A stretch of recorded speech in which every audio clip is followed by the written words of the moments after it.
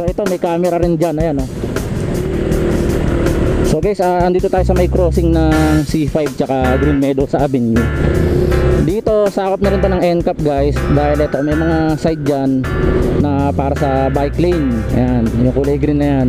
Yan, MMDA, no contact apprehension in effect. So guys, good morning, no. Papunta tayo ngayon sa Cubao. Bali syempre dadaan tayo rin sa EDSA kung saan implemented yung NCAP. So titignan natin kung ano yung mga diskarte para makaiwas tayo sa huli, di ba? Dahil yung NCAP maganda naman talaga yan kasi nadidisiplina yung mga rider. Talagang susunod ka sa batas, dadaan at dadaan ka talaga sa mga talagang daanan ng motor, daanan ng mga four wheels. So guys, nandito tayo sa May Julia Vargas, palabas tayo ng EDSA ngayon. Ganito yung ginagawa ko guys kapag pupunta tayo ng EDSA or Cubao. Dito ako dumadaan sa gilid ng SM Mega Mall para medyo mabawasan yung lugar na kung saan yung NCAP nandoon, kasi minsan hindi mo maiwasan na hindi talaga lumusot kapag may mga nakaharang sa dadaanan mo, no? So nandito tayo ngayon sa may St. Francis, katapat ng building A, likod ng building A ng SM Mega Mall. So diyan tayo lulusot sa gilid niyan. Punta tayo ngayon ng Corinthian. So ito yung parte na ng EDSA kapag pupunta ka na ng Cubao. Ngayon pupunta tayo ng Corinthian, kaya hindi tayo ibabaw sa tulay. Ilalim tayo rin sa mga IPOEA or Mag-Ortigas Avenue. Dito tayo sa ilalim. So ayan yung bike lane guys. Yan, MMDA, no contact apprehension in effect. So simula rito talagang may mga camera na dyan. So guys, nandito tayo sa may POEA Ortigas ilalim na kung saan yung sakop din to ng NCAP. Kapag alam mo yung lugar na pupuntahan mo, talagang makakaiwas ka, talagang hindi mo magagawang mag-violate sa daan. Kaya pag pupunta ka sa isang lugar guys, dapat pag-aaralan mo yung lugar na kung saan ka pwedeng kumanan, kung saan ka pwedeng huminto or dumaan. Tulad ngayon pupunta tayo ng Corinthian Garden. Dito tayo umilalim sa sa may PUEA, sa may Ortigas, para hindi tayo mag-serve ng ganyan. So ito may camera rin dyan, ayan So papasok muna tayo rito guys. So guys, mula rito sa Corinthian pupunta tayo ngayon ng Eastwood. So bali dadaan tayo rito sa may white lanes. Alam natin yung white lanes, sako pa rin yan ng NCAP. So daanan natin yung mga lugar na merong NCAP, tapos pakita natin sa inyo na hindi pala mahirap na dumaan sa mga lugar na may NCAP. Papunta na tayo ng white lanes ngayon guys, na kung saan ay June 8 may naganap na dyan na unity ride. Hindi lang natin masyado nasabuйbayan kung maraming umaten, no?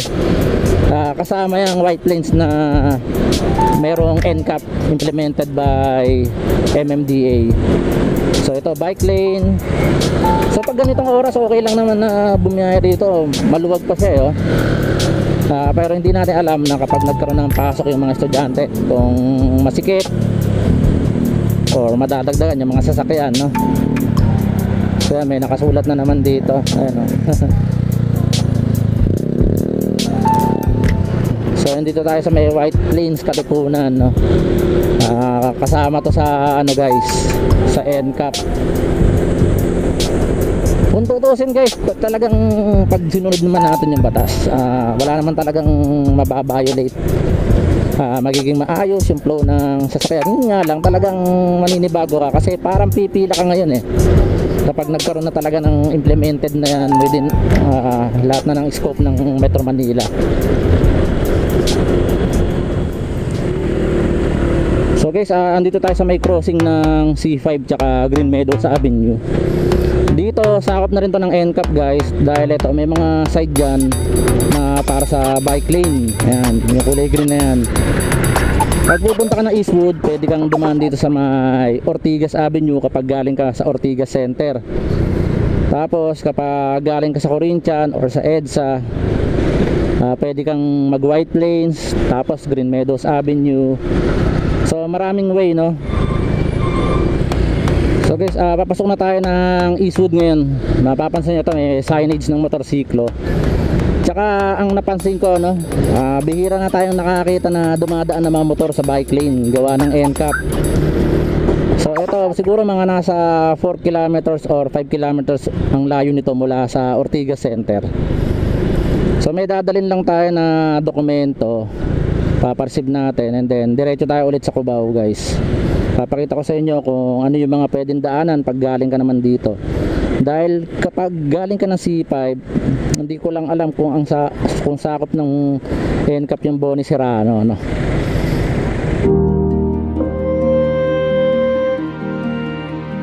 Papareceive ko lang itong dokumento na to guys. Tapos iba tayo papunta ng Cubao. Dadaan pa rin tayo ng C5 papunta ng Boni Serrano guys. Papakita ko sa inyo kung ano yung mga dinadaan. Siguro mga 2 kilometers away na lang makapunta tayo ng Cubao guys. Lalabas tayo rito ng Eastwood. Bali C5 pa rin ang nadadaanan natin. Pero yung pinaka crucial na daan, yung dadaanan natin dito sa may Blue Ridge, medyo traffic doon palabas ng Boni Serrano. So dito lang tayo matatraffic guys kapag lalabas tayo ng Boni Serrano. Yan, halos nakakasabay natin mga truck na malalaki talaga. Kasi kapag ganitong oras, wala nang truck ban, nakalift na siya, kaya nakaka-encounter tayo ng malalaking sasakyan.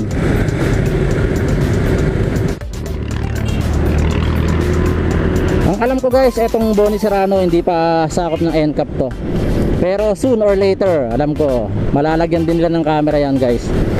Kumbaga para sa atin din yan, masasanay rin tayo na balang araw in the future, kung mga anak naman natin yung mga magdra-drive, eh talagang makakagis na nila na ganito pala ang lansangan, na masunurin yung mga driver or riders.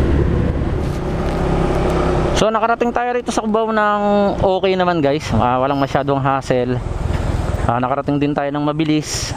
Kumbaga yun nga, may nakita pa tayong mga traffic na ilang area, no? Especially dito sa may pagpasok ng Boni Serrano, galing ka ng Blue Ridge. So kumbaga hindi naman natin kailangan mag bike lane. So ayun nga, ito nuulit ko, nandito na tayo sa Cubao. Hindi naman tayo masyadong na-hassle, di ba? Basta sumunod lang tayo sa batas guys.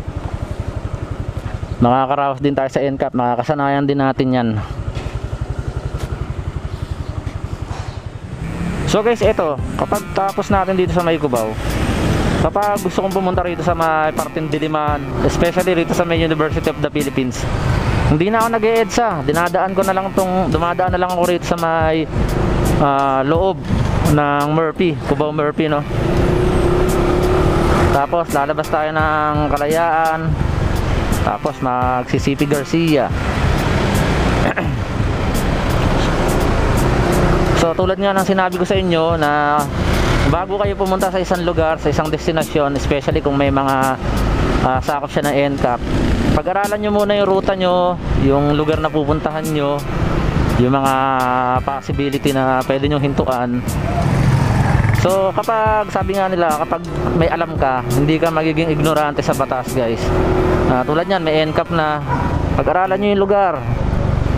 Natural lang naman matraffic sa mga kalsada, no? So tayo nga galing ng Eastwood, may alternate route, di ba? Pumunta tayo ng Corinthian, nanggaling tayo sa EDSA, especially lumabas tayo ng SM Mega Mall. May NCAP pa rin, pero hindi tayo gumamit noon, at nakarating rin naman tayo na maayos. Kumbaga yung mga lugar na may NCAP, saglit lang naman yan. Kapag nakapasok ka na sa mga outskirt ng EDSA, marirealize mo na kahit may NCAP pala, makakarating ka sa patutunguhan mo. So ganun lang naman siguro, no? So guys, ganun lang naman, no? Kung susunod tayo sa batas guys, walang mangyayari talagang masama at hindi natin to ikapapahamak. Tsaka yung NCAP ay talagang naiaayos niya yung mga sasakyan. Kapag simulat sa pool guys, unang-una naging against din ako dyan sa NCAP. Pero pag lagi kayong dumadaan sa EDSA at kapag nare-realize nyo na may mga paraan pala para makaiwas paggawa ng violation, so sumunod na lang tayo, no? So hindi ko naman sinasabi na pro NCAP tayo o anti NCAP. Ang sa akin lang naman guys, maraming paraan para gumawa tayo ng tama sa daan at relation. Siguro tatapusin ko na yung video ko rito guys. Maraming salamat, tsaka don't forget to subscribe, like and share. Salamat po.